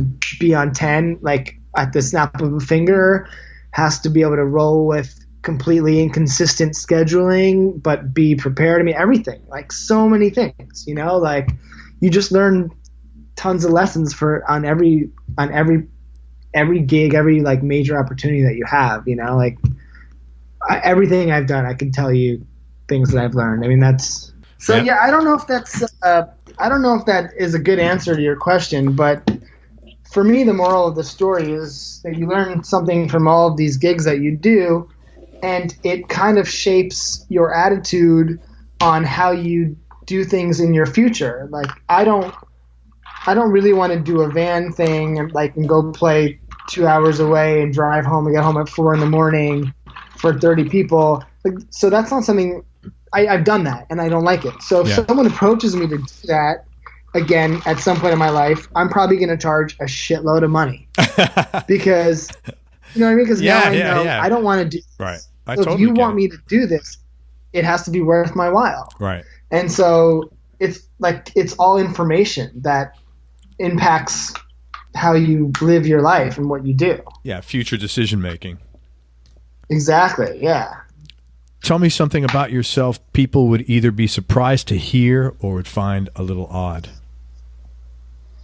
I have a matcha addiction. Matcha tea, matcha green tea. There you go. My buddy. I literally just had a Postmates order while we were podcasting because I wanted to get one today. Yeah, but doesn't everybody in California have a matcha addiction? I think so. I mean, I would have walked here, but I have a session after this, so I didn't really have time to go get it. So I figured, hey, I'll order it while we're doing this. There you go, man. That's funny. My buddy lives out there. He's got a matcha addiction as well. What's your non-musical? What's that? Well, by the way, my biggest addiction, but this is actually what I really think people would be surprised to know. I am obsessed with hockey. Oh, interesting. And I just started learning how to play hockey maybe 3 years ago. And when I'm in New York, I play twice a week. So it's my favorite thing to do. That's a great gig, being in the Rangers. You must really love that. It's like a dream come true. I pretty much watch almost every Ranger game as much as I can. And I would be home on my couch watching the Rangers game as long as I didn't have a session or something. Anyway, so now I get to go to MSG, watch the game, and play a couple of great classic rock songs and get paid and be with awesome, like all the people that work there are so great. Like the organist and everybody are the coolest dudes, and it's incredible. That's like awesome, man. I still think it's like the greatest job. That's funny. It's very like I have the like very specific New York jobs on lock. It's like quintessential SNL. It's like quintessential New York. You know, the Rangers, MSG is like quintessential New York. Very much. Like, well, I'm these jobs. It's really, I don't know how this happened, but it's really fun and enjoyable. Well, that's good, man. Yeah. Don't say it too loud now. What's your non-musical superpower? I think I'm really great at giving advice. Any particular kind of advice? Is that a superpower? Yeah, I think it is. Listening is a good superpower. Stuff like that. What? Any particular kind of advice? I think I'm just really good at hearing someone's situation and being able to have some clarity about it and be able to maybe provide like a solid answer that might work for them. Man, I see a plan B for you. You remember that thing like on, what was it, on Charlie Brown? It had the little stand there. Advice, remember, or something like that? I don't remember that, but that's awesome. I'm dating myself. This goes way back. Anyway, that's a good plan B for you. You know, you could be you ever go down to the Village, and you know what? It's amazing. There's a palm reader on a corner in the Village, which is a major corner. It's like 6th Avenue and 7th Avenue and like Bleecker or something like that. And that little corner building, there's a palm reader there, and that woman has been there literally. I started hanging out in the Village when I was 14, so I'm 54. So that thing has been there 40 years with all the rent escalation. So somebody's paying money for that advice. So that's incredible. Yeah, it's you walk by with the table, and you know.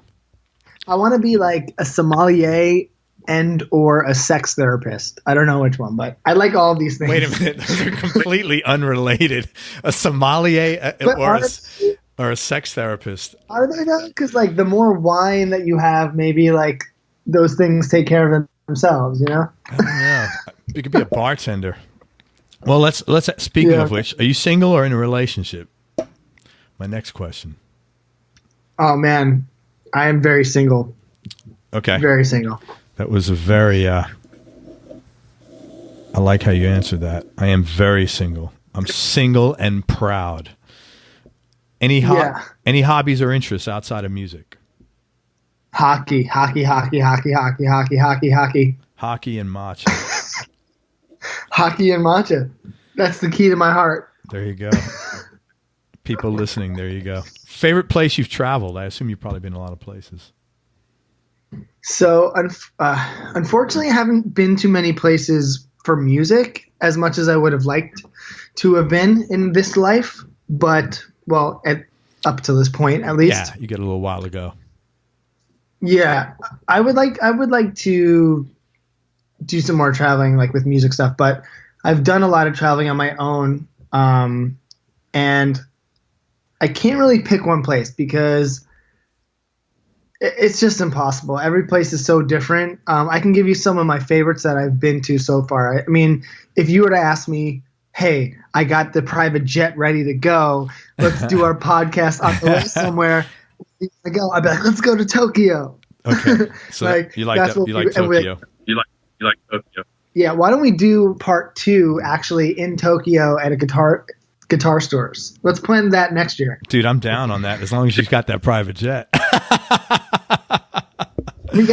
Let's find somebody with a private jet who wants to be part of our podcast.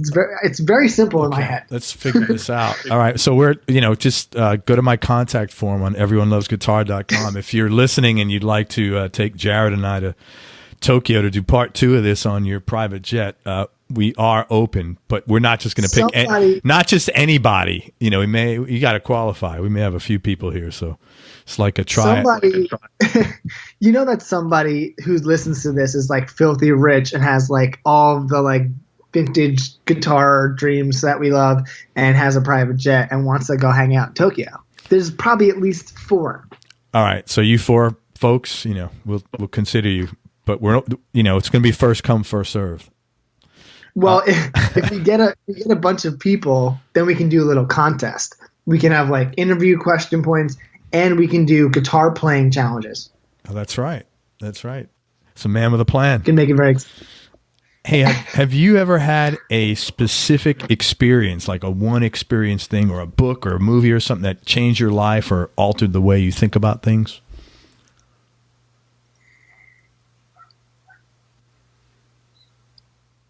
Well, yeah, I guess I have. Yeah.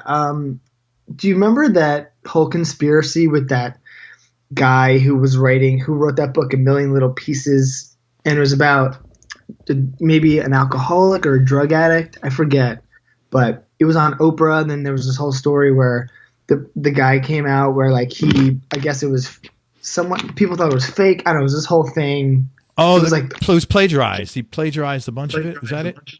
Or something. Yeah, there was like a whole conspiracy after he was like Oprah's book of the month or something. Anyway, it was this really like super popular book, probably like 20 years ago. It's called A Million Little Pieces. It's about addiction, and I knew someone pretty, like, I had someone close to me that was battling addiction at, like, I guess at that time or a little before that. And I think I was always angry and just kind of, I didn't handle it very well. And I read that book and it really kind of, I guess I learned a lot. It explained a lot that I didn't really understand about people with addiction.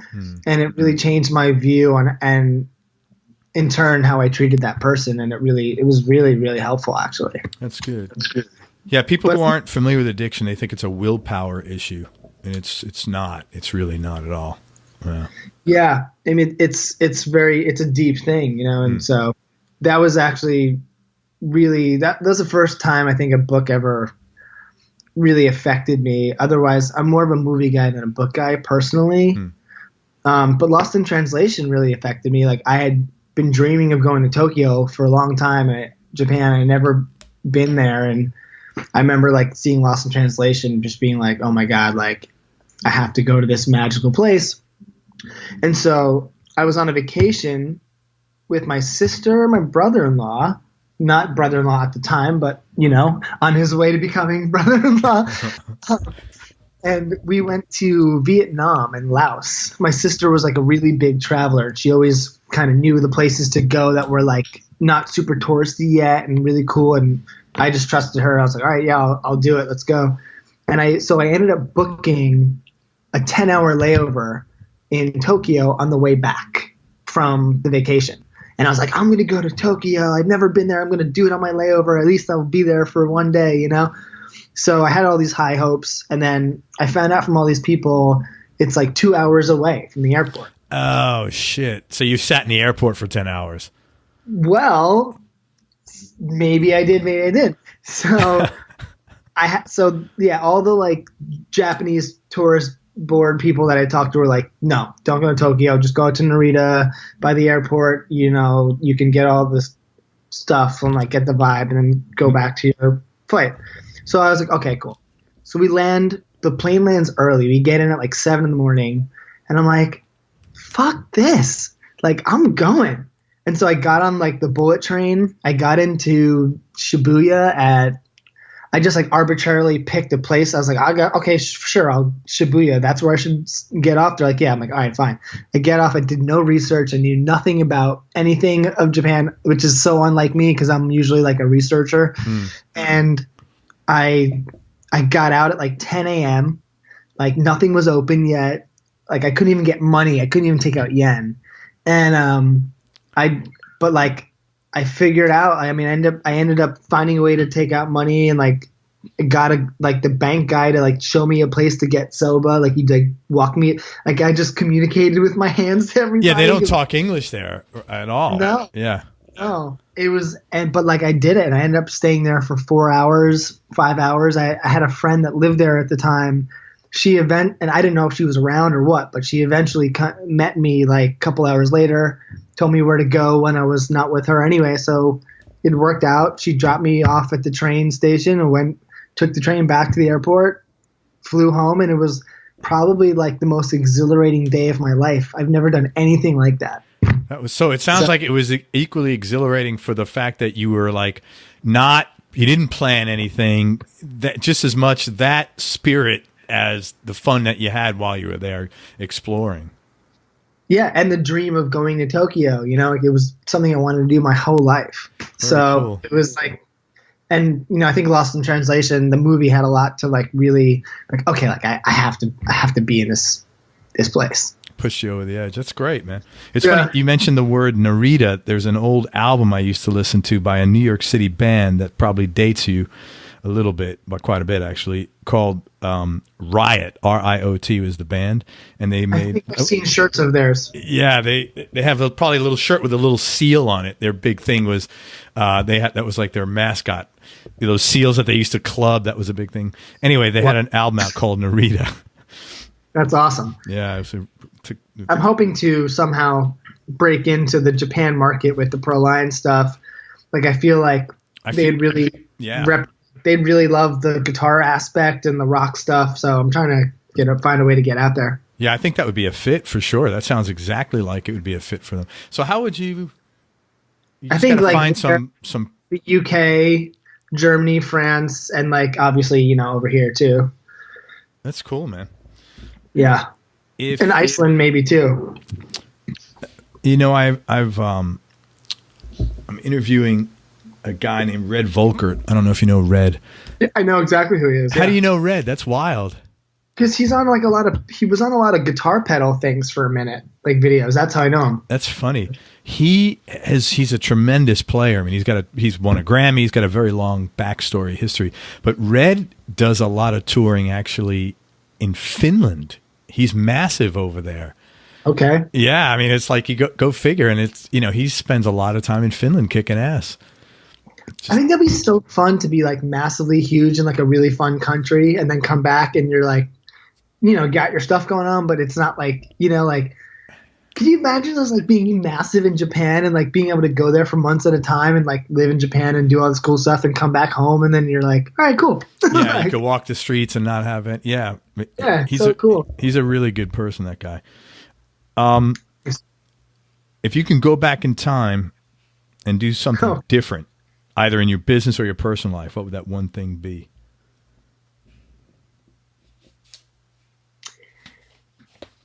Well, see, this is where I have that kind of feeling of everything has led you to this point in life.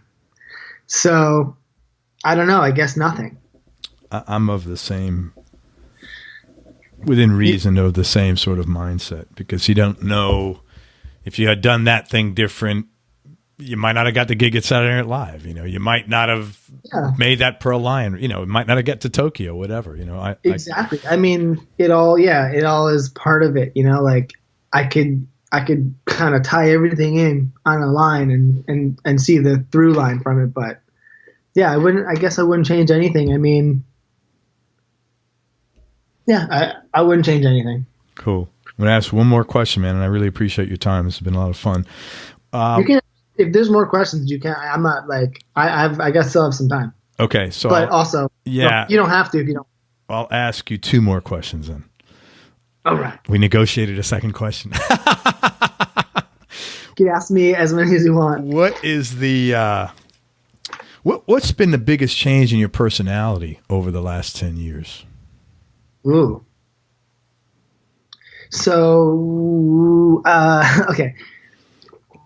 I think there's been less change of my personality in the last 10 years as there was a really big change the 10 years prior to that.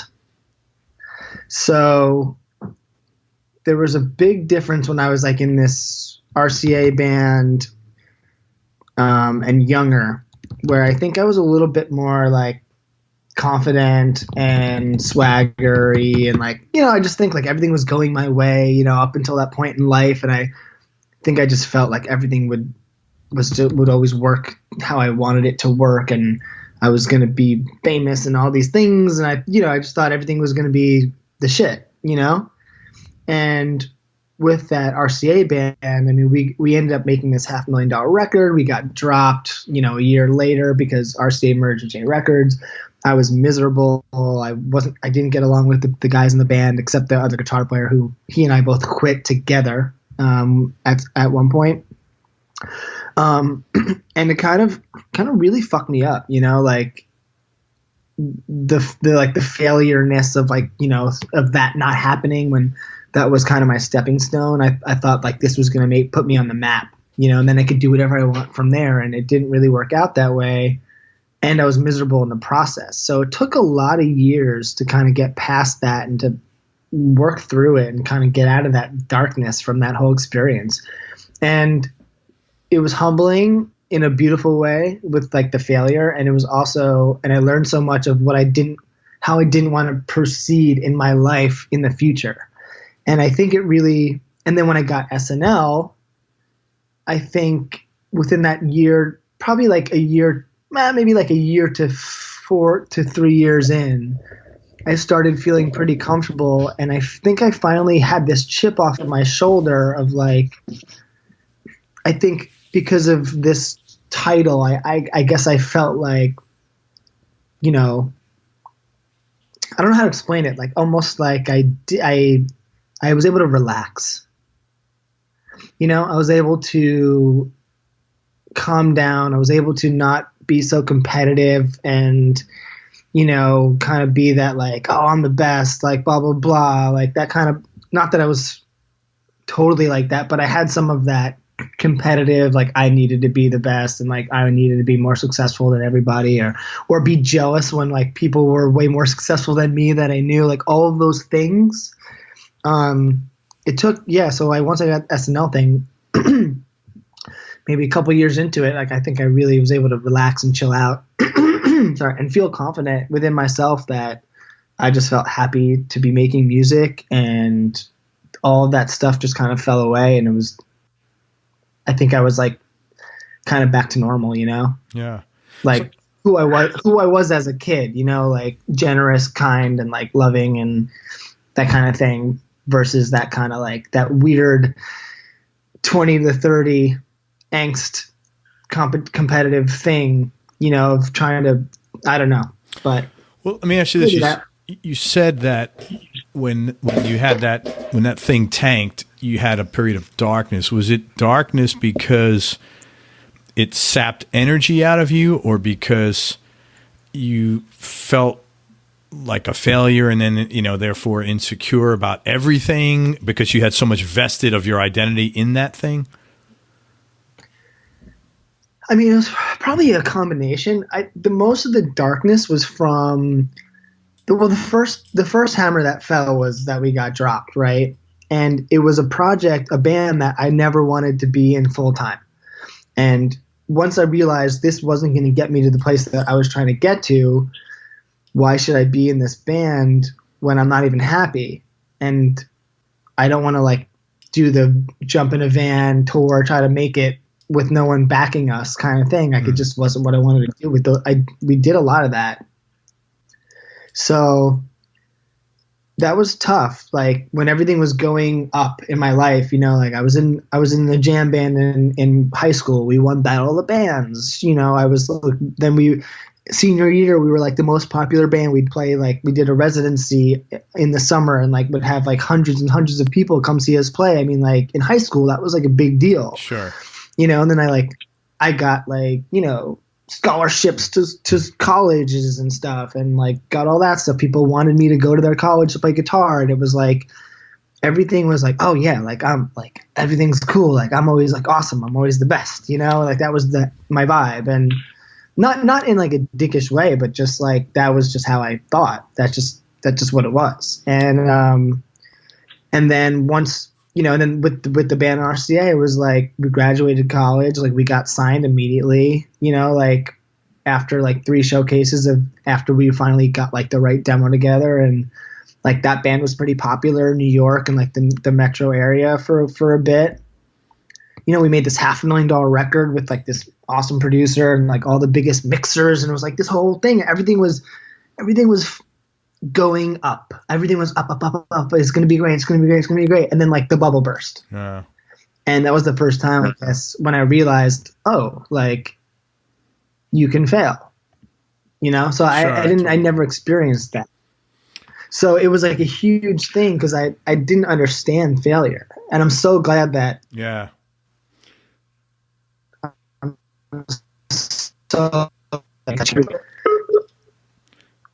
So the first part, that was the first part of that equation. And then the second part was, you know, I had a really tough time with a lot of the band members. Cause it was never like 4 buddies, like trying to make it. It was like, we're going to do this pop rock thing with this singer kid. He's a star, you know, like we're going to get signed and be like, that's going to be a whole thing. And I was like, okay, whatever. But I liked the music. So I was like, I'll do it. I didn't really know any of these guys. So we did the band, all that stuff happened. And then throughout the years, it was just, I was miserable being around them, miserable being in a band with them. It just wasn't the right fit for me.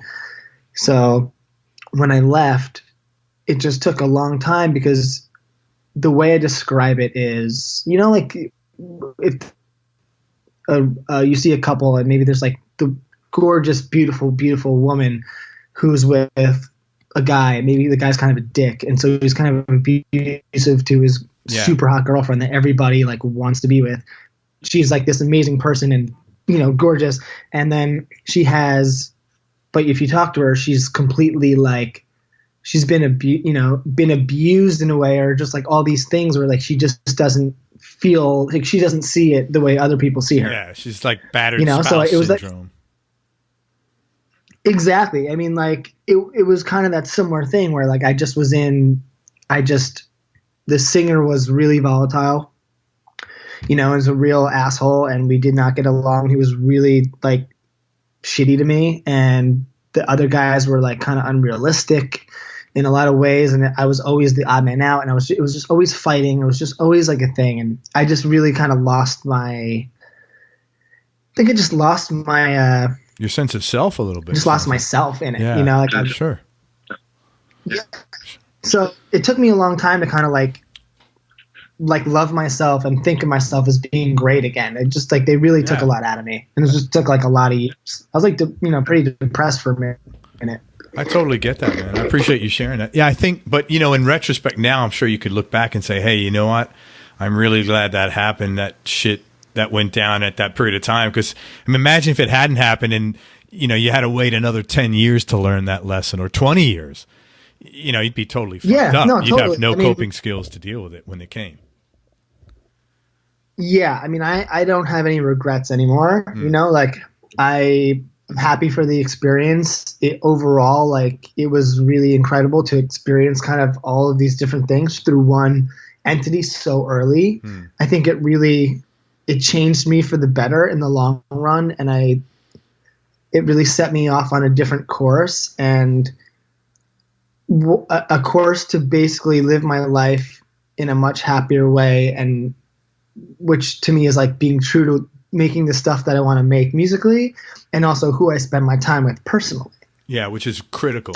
So that became, yeah. So I mean, like I did the next band I was in was the Jared Scharff and the Royals stuff, and it was like, you know, I had 3 of my friends with me the whole time, and like, yeah, like those gigs going to Connecticut and Boston were annoying to do, but like we had a blast. You know, and when you're with friends, it's great, you know, and like not everybody in that band was necessarily like the musician of my dreams, you know, or like the exact person that I wanted to be in that project, but they were all incredible musicians that were great at the gig, but I also like really enjoyed them as people.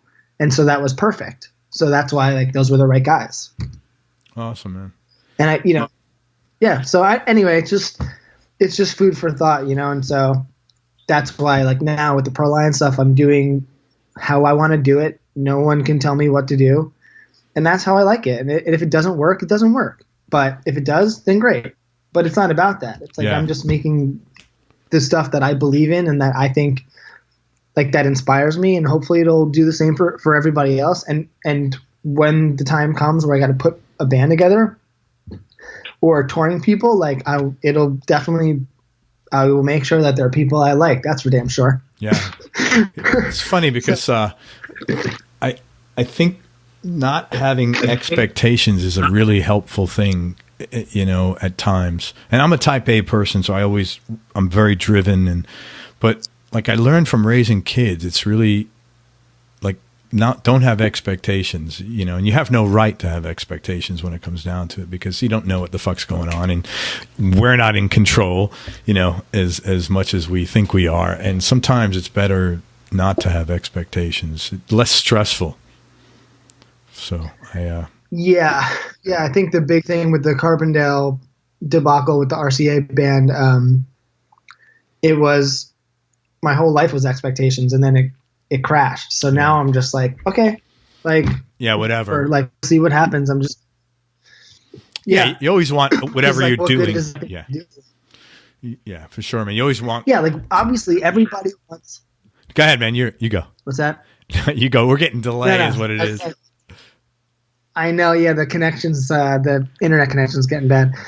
Yeah, everybody wants everything of theirs to succeed. Obviously, like, of course, we all want that. You know, I mean, maybe some secretly deep down don't want it to succeed, and maybe that's why it doesn't. but anyway, that's a separate thing. But yeah, it's so. I mean, you just have to. You can't expect the world. I think when I first started the Pearl Lion project, I put out my first song. I think I was like, oh, everyone's like, this is gonna go viral, or not viral, but like the guitar community is gonna really embrace this, and it's gonna get all these views, and like that didn't happen. It was so hard to get people to pay attention or to get people to listen. It's like, and I was like, oh yeah, like why should I think like that? I mean, we live in a world where it's a million things to listen to, watch, like memes, GIFs, videos, everything. Like at any given moment, it's so hard for someone to give you like 3 minutes of their time to pay attention to what you are doing. So now I don't have those expectations. I'm just like, okay, like hopefully people will check this out. If they don't, they don't. If they do, they do. And like I have faith that it will find the right people, and the crowd and the fans will come. It might take a while, but I'm just going to keep at it and hope for the best. And that's all that I can do. That's all that I have the power to control. Absolutely. It's like your expectations. And on that note, I'm not gonna ask you another question, because this is such a cool question. I don't want to fuck something up and ask you something that may not be as cool as the answer you gave here, because I really enjoyed this last conversation. But I do want people to listen to Pearl Lion, so let me tell them where to find that. Check out Jared's new project. It's called Pearl Lion. First of all, Jared, let me spell his name. It's Jared, Jared, Scharff, Scharff. And his new project is called Pearl Lion. It's really cool. If you're into pop music, you'll definitely love this. It's on Spotify and all the usual places you could find it. And you could also check him out on Instagram. And his ID is Scharff is here. Again, that's Scharff is here. And on YouTube, check out Pearl Lion.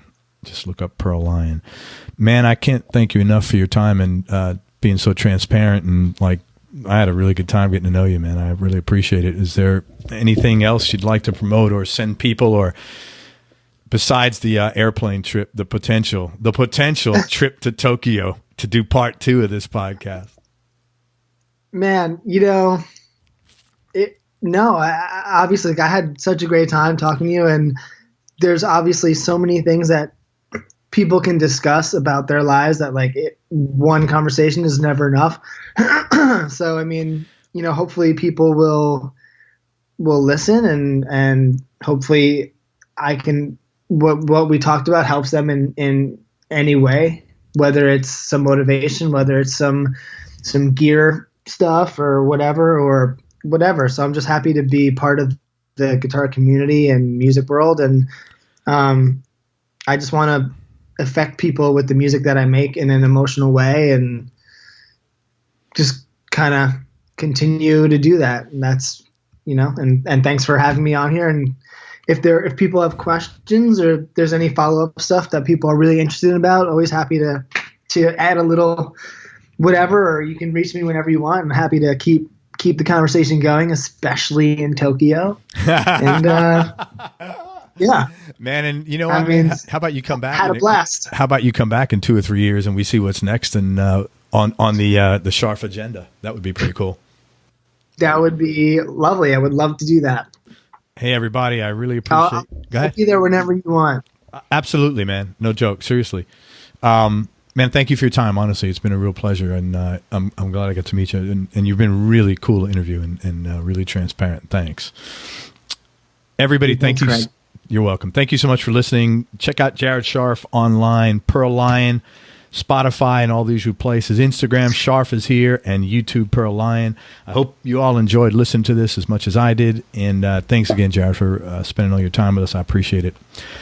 Go to Everyone Loves Guitar. Sign up to get notified about future episodes, along with some cool stuff for guitar players. Now, be nice, as Jared said. Go play your guitar and have fun. That's what it's all about. Till next time, peace and love, and I'm out. We hope you enjoyed this show. If you did, subscribe to the Everyone Loves Guitar podcast, and you can do this online at everyonelovesguitar.com or on iTunes. And if you like the show, please leave us a 5-star positive review.